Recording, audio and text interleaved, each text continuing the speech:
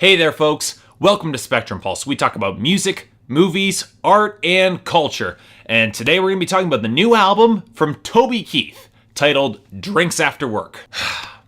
My name is Mark. I run the review show called Spectrum Pulse, and I am a fan of Toby Keith. And here's one of the infuriating things about being a fan of Toby Keith and country music. Every time I say that I'm a fan of Toby Keith, people just raise their eyebrow and they mutter, "Is somebody actually serious here?" And you know what? I'm goddamn sick of it, because believe it or not, what most people think they know about this guy is mostly untrue, or based upon a skewed vision of the guy's music. And if you ask them to name a Toby Keith song besides Red Solo Cup or Courtesy of the Red, White, and Blue, you get a series of blank expressions, and that just annoys me. So let's deal with the elephant in the room first, shall we? First of all, Toby Keith is not some hectoring Republican. He's always described himself as a conservative Democrat, a blue dog, if you will, mostly because his father was an Army veteran and he has a huge amount of support for the troops. When he wrote Courtesy of the Red, White, and Blue in the aftermath of 9/11 and the death of his father in a car accident, he actually refused to record a copy of it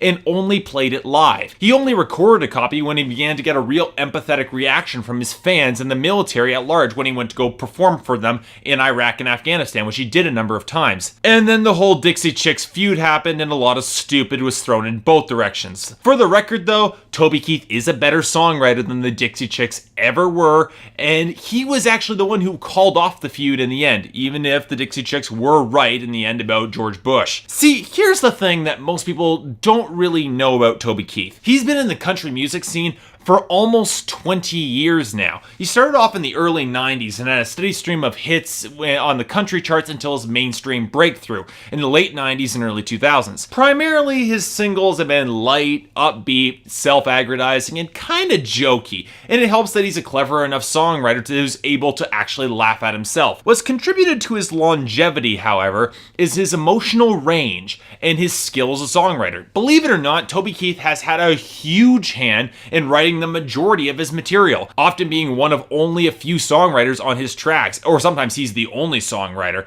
and the work has spanned legitimate love songs, borderline comedy tracks, and some of his more serious work. Yes, he has a penchant for staying on the right side of the law, and he's a huge supporter of the military, but the funny thing is that he's a good enough songwriter and sings with enough conviction to bypass political biases, and he's thrown support behind both Republicans and Democrats in the past. So, you know what? I can look past most of the hardline military support, because that's a thing in the United States. But Toby Keith is now 52, and while he's put out enough good to great albums to have the artistic clout that he wants, he actually helps that he runs his own small label underneath Universal, his voice has been added to the chorus of those who aren't all that pleased with the rise of bro country. To quote him directly, you hear the hip-hop thing start kicking in, you start going, "Is that what we're gonna have to do now to get a hit? I don't know how to do that. Is that what, I need every one of my songs to sound like now?" You start playing deep songs to a 20-something audience, and it's like, nah, man, there ain't no mud on the tire.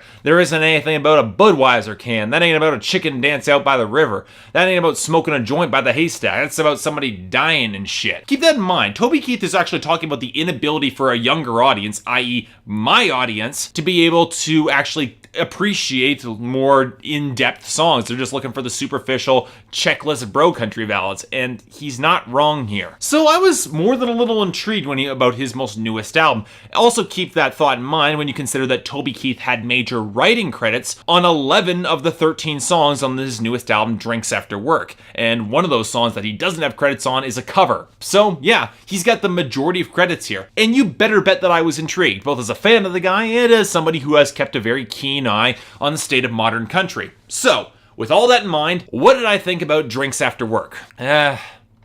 It's alright. I wouldn't call it a fantastic album or anything on a high standard, but Drinks After Work is very serviceable in what it's trying to do, and it didn't really offend me. Is it Toby Keith's best work?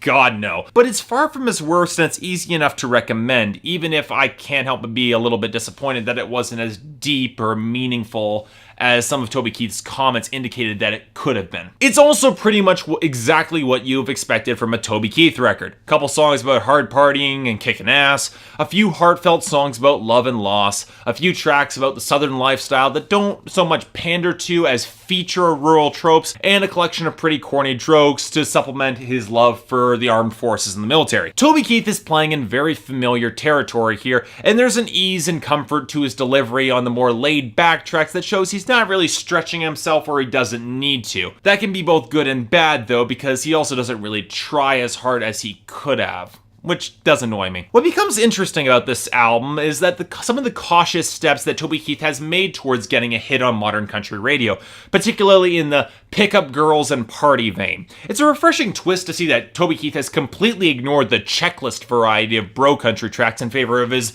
own take on what a modern country song would sound like, but I don't think it works quite as well as he'd like it to. Both Little Miss Tear-Stained and Show Me What You're Working With are easily the worst songs on the album, the latter of which sounds astoundingly derivative of Rock My World Little Country Girl by Brooks and Dunn, and most of it is because Toby Keith plays the songs a little too broad, which comes off as probably sleazier than he'd like. It's already an awkward fit for him, and it just doesn't work well here. What's actually kind of bizarre, though, is that Toby Keith does show a variety of modern country music that does work shockingly well for him in Shut Up and Hold On. It's a hard partying song, but it's heavier and meatier, and it's a rougher, borderline country rock. Also, he sings about whiskey. Get on that, bro country singers. I kind of like that vibe. And you know what? It's borderline country rock, but when Toby Keith drops into his lower register, it really makes the song gain some potence. It's the same thing that Chris Young tried to do with his last album, and it worked pretty damn well. So, if nothing else, I'd like to see some of the more male country baritones go in that direction, because it's a good fit for them, and I like to hear more of it on country radio. It doesn't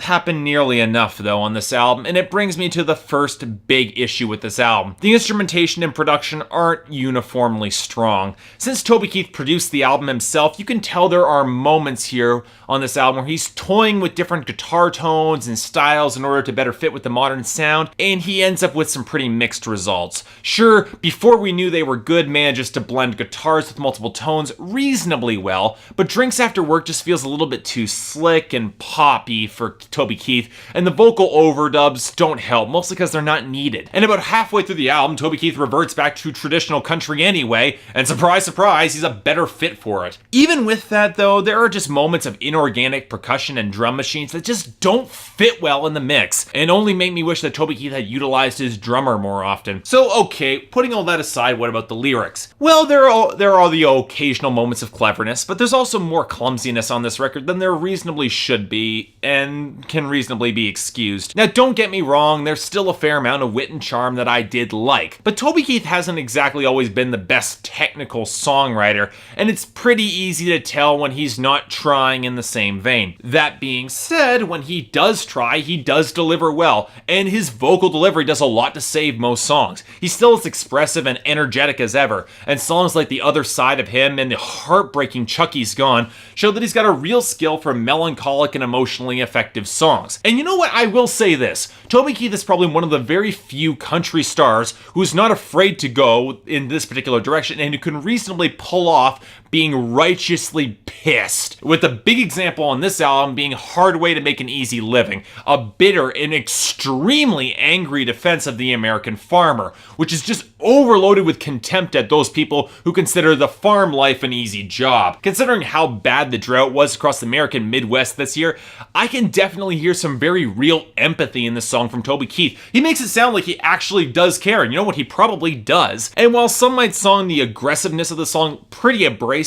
it did wonders and really worked for me. And yeah, Toby Keith is still a big fan of the troops, that's not going anywhere, but both of his songs talking about the military on this album are actually fairly lighthearted and borderline comedic, with I'll Probably Be Out Fishing and the surprisingly witty song called Call a Marine on the bonus version of this track, which I found to be a nice change of pace. So, okay, look. If you want a Toby Keith album this year, Drinks After Work is probably worth your time. But I'm not sure it'll stick around long in the memory, both in your memory or mine. Sure, it's breezy and it's upbeat and it's generally solid, but it's not going to change your life, and I don't think it has some of the stronger singles that earlier Toby Keith albums brought to the table. Unleashed was better, Shock and Y'all was better. Hell, there have been 17 Toby Keith albums over the past 20 years, and this one, well, it fits comfortably in the middle of the pack. For me, it is still a solid 7 out of 10 and a recommendation, but keep a firm grip on your expectations here. It doesn't quite have the impact I was hoping for or the innovation against some of the trends in the modern country genre, but you know what? It's a Toby Keith album, it's serviceable enough, and it is still worth a look.